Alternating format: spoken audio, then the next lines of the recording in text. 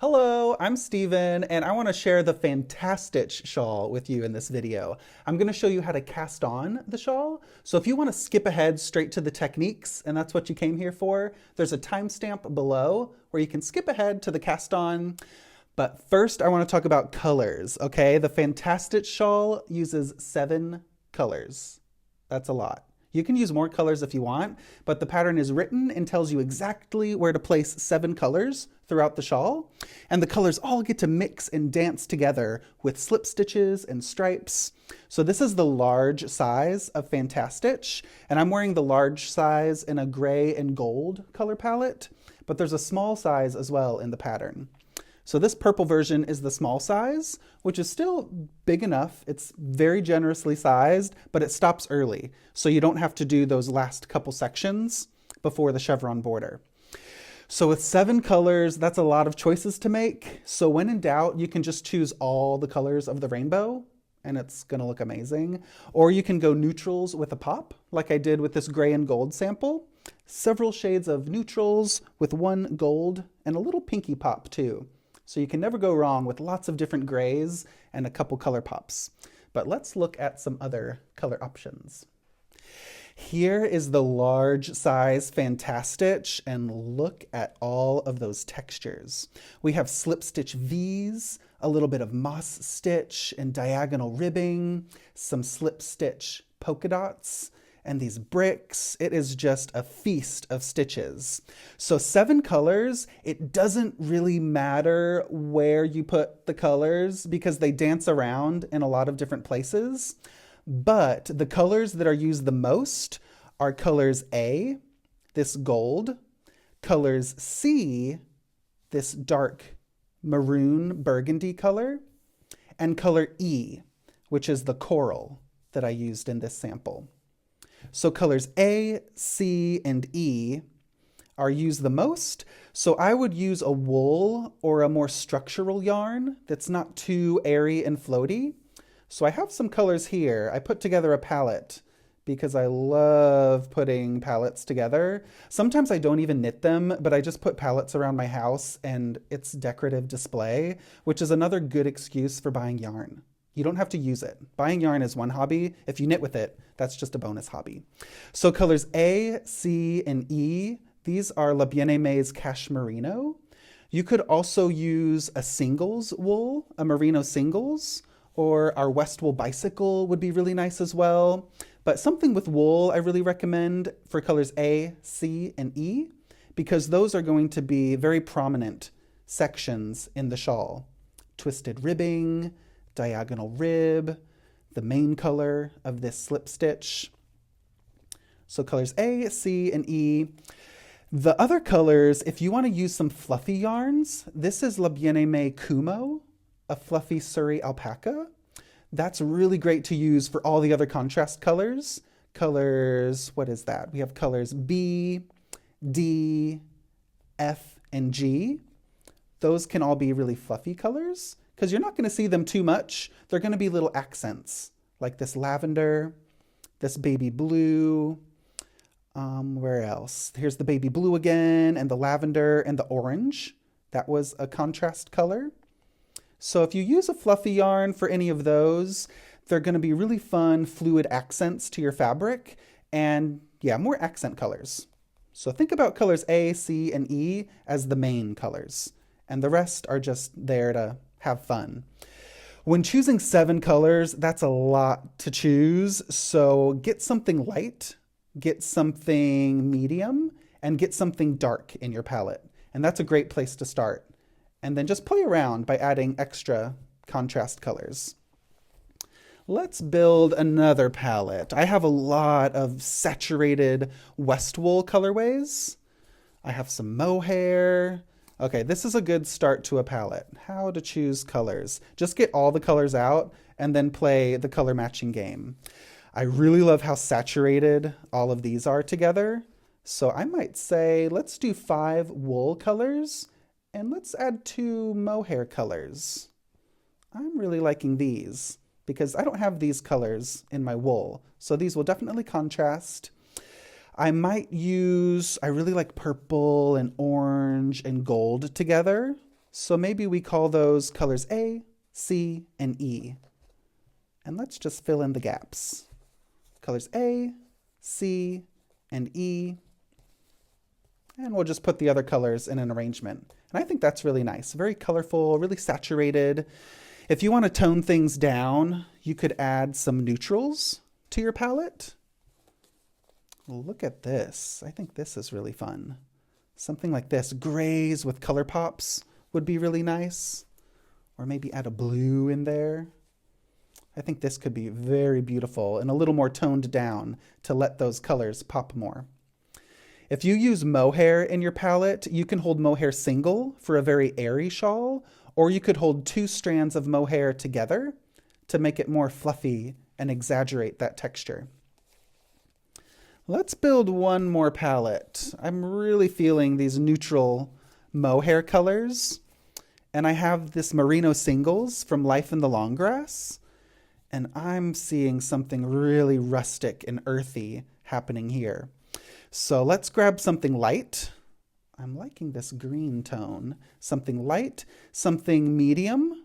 I like both of these mediums. We have a neutral and a rusty orange, and something dark. I have a really dark brown.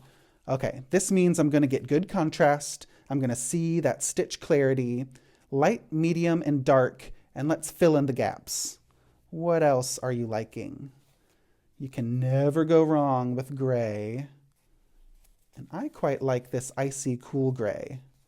I think this is a palette right here. Colors A, B, C, D, E, F, G, 7 colors. I think that's really nice. This green doesn't really happen too much in the other colors, and that's okay. It's going to be an accent and give a really saturated blast of color for those slip stitch details. But feel it out. As you're knitting, you might want to change your mind, and if it's getting too neutral for you, maybe you want to pump it up. Oh my gosh, this would be super fun. I love how this highlighter yellow is bringing out the highlights in this rusty orange color. So have fun. You can make up your colors as you go, and you can always add more colors than are recommended in the shawl. But feel free to mix and match, play with your colors, and don't be scared of texture either. This little alpaca texture in the Fantastitch looks so nice in between the wool colors. So put your own colors together, or if you want your own selected palette, we have a lot of kits at stephenandpenelope.com, and you'll often find Fantastitch kits on our website to get you started. Here is the cast on at the top center of the shawl. It begins really small with color A in twisted ribbing. Cast on with color A, 8 stitches, using any cast on method that you like. Once you have 8 stitches, knit 1, purl 1 through the back loop 3 times. Knit 1, purl 1 through the back loop, like this. Knit 1, purl 1 through the back loop. The yarn is in front, and here we go. The needle comes from the back. It feels a little funky, but knit the next stitch, purl 1 through the back loop a 3rd time, and then knit the last 2 stitches. Next row, right side, knit 1, purl 1, knit 1 through the back loop 3 times. Knit 1 into the back loop, purl 1, knit 1 through the back, purl 1, knit 1 through the back, and then purl the last stitch. Turn to work next row, wrong side, knit 1, purl 1 through the back loop 3 times.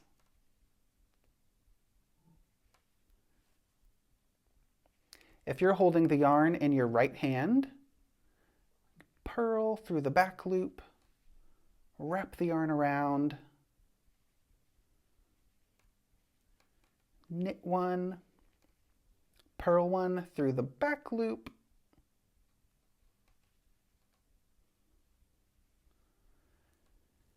and knit the last 2 stitches. Next row, right side. We're going to pick up stitches on this next row. To get started, knit 1, purl 1, knit 1 through the back loop 3 times. 2, 3, purl 1, and then place a stitch marker onto the right needle, make 1 using the backwards loop cast on method. Now pick up and knit 2 stitches from the left edge. This is the left edge, and we want to pick up and knit 2 stitches. It doesn't matter where you go with the needle, just dive in to get 2 stitches, make 1, and then place another stitch marker onto the right needle. Now at this point, you just picked up stitches. It's starting to get a little tight, so I find it helpful to slide my needle so that I have some flexibility with the cord, because we're going to pick up stitches along the cast-on edge. Pick up and knit 8 stitches from the cast-on edge. Start right here at the corner to get 1 and 2,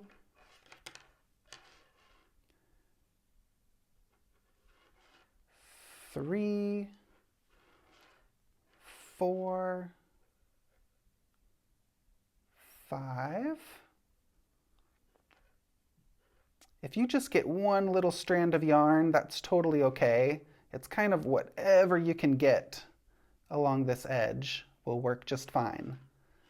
So there's 5, 6, 7, and the final stitch, number 8.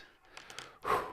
Those are 8 stitches. However you do that, just get 8 stitches, okay? It's not so important. If it looks a little funky, we have this tail of yarn from our cast on. We can do some surgery later, okay? Let's not be perfect. Let's just be expressive. It's an expressive cast on. So we have our 8 stitches picked up on the cast on edge. You should have 20 total stitches. Turn to work the wrong side. Knit 2, purl 1 through the back loop, knit 1 3 times. Purl, knit, purl through the back, knit, 1 more time, purl through the back, and knit. Now you should reach your stitch marker, slip that stitch marker onto your right needle, and because I poked my needle out to get that extra flexibility, we need to shift the stitches so that they can slide onto the left needle again. Then knit 4 stitches. 1, 2, 3, and 4. Slip the marker. Knit 1, purl 1 through the back loop 3 times.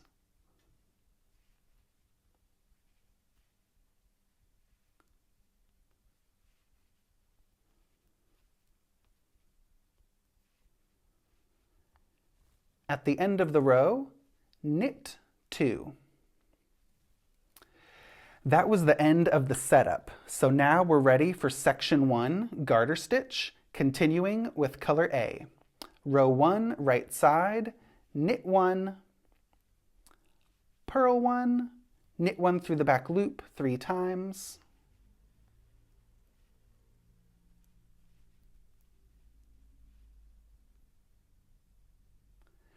purl 1, slip the marker, make 1 left, lift the strand of yarn between the stitches, and place it onto the left needle, we're going to knit through the back loop of that stitch to make one left.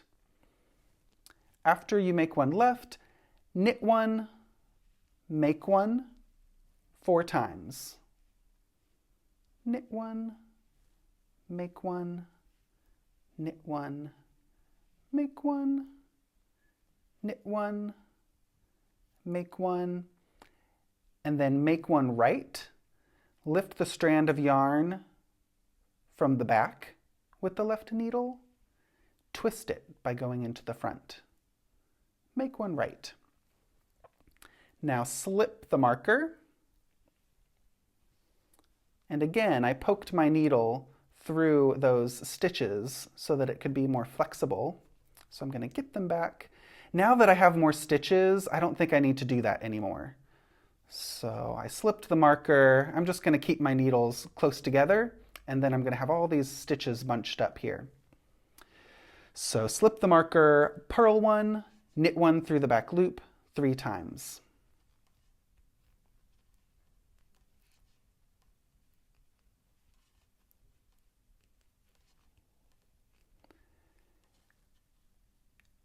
Purl one, and then knit that final stitch. You should have 26 total stitches on your needles, and it should look like this. Doesn't look like much yet because we need to increase and grow the fabric some more. 26 total stitches, and you should have 10 stitches between your marker from all of those increases. So a lot going on. Continue to follow the rows. Row 2 on the wrong side. Always slip the stitch markers as you reach them. And that's going to make a beautiful center beginning to your shawl. So follow the rows closely. As you increase with yarn overs, eventually, you're going to have these really nice yarn over eyelets. And those will help shape the fabric of Fantastitch. If you find yourself missing a stitch, or maybe you have 1 or 2 stitches too many, feel free to increase an extra stitch at any time to get back on track. Okay, you don't need to rip out if you're only missing 1 stitch. So even if you have too many stitches, you could decrease anywhere a stitch. So it's best to do that during an increase row. But again, don't strive for perfection. Just try to get the look of the shawl, okay? Don't worry about 1 or 2 little scoundrel stitches. You can sneak those in or eat them up later. So keep enjoying the textures of Fantastitch, and it gets really fun. As soon as you're bored of one texture, it skips to another section. And if one section is a little more complicated to follow, I give you a break with something more easy after it. So it's really enjoyable. You can go all the way to the large size with this sample, or the small size starts with the border right here. So the small size doesn't have that last 2 sections. So this is what the border of the small size looks like up close. You still get those beautiful chevrons after your slip stitch polka dots. Well, that cast on tutorial should get you started on the shawl, but it's up to you to finish it, okay? If it gets a little too big for you, just bind off early and give it to a friend, okay? They won't know the difference. But there is a small size, so if you don't want to do those last couple textures, you can just do the small size and you'll still have that chevron border and a really decent sized shawl. And the large size, I mean, just go for the large size. You have all those colors, 7 colors. You got to see how they mix and match on those last couple sections. So give it a go and share your progress on Instagram with #Fantastitch. And all the links to this pattern and my other patterns on Ravelry are all linked down below. So you can dive into your next West Knits project, and I'll catch you in the next video. Cool. Nailed it. I like that one.